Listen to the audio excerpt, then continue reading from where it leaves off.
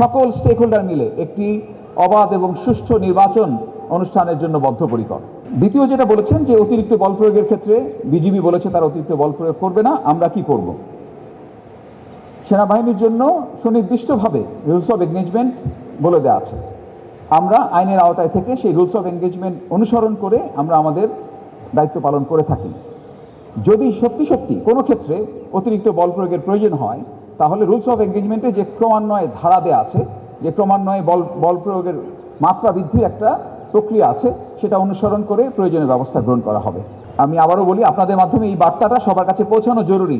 গিয়েছিলেন শুধুমাত্র এইটুকু আশ্বস্ত করার জন্য যে সকলে মিলে, সকল স্টেক হোল্ডার মিলে একটি অবাধ এবং সুষ্ঠু নির্বাচন অনুষ্ঠানের জন্য বদ্ধপরিকর। আরেকটি প্রসঙ্গ এনেছেন নন লেথাল ওয়েপনের ক্ষেত্রে। আপনারা জানেন যে গত 1.5 বছর যাবৎ সেনাবাহিনী তাদের নিজস্ব যে রোল তার বাইরে এসে আইন শৃঙ্খলা রক্ষায় অসামরিক প্রশাসনকে সহায়তা প্রদান করে যাচ্ছে, এবং যেটা করতে গিয়ে তাদেরকে তাদের নিজস্ব যে প্রশিক্ষণ তার বাইরে এসে কিন্তু তাদেরকে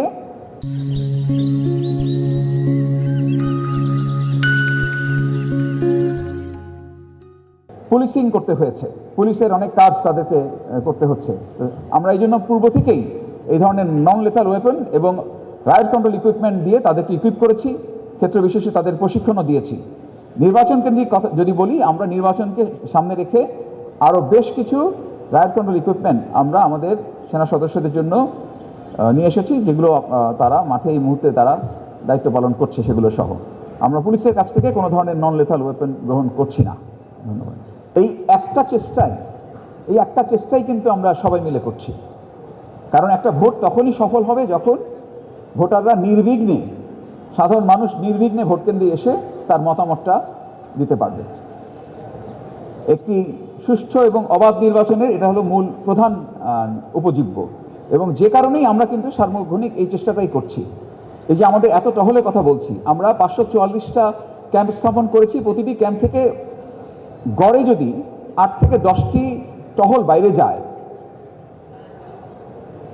মানে অ্যাট এ টাইম 50,000-এর মতো টহল বাইরে থাকবে। তো এটা কিন্তু হিউজ। আমি 50,000 বলছি, 5,000-এর মতো টহল বাইরে থাকবে।